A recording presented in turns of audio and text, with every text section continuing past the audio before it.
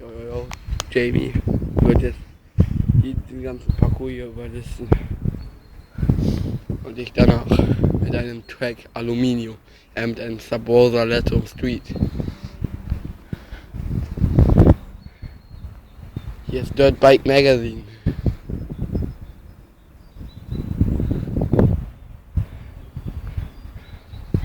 Jo! Ja!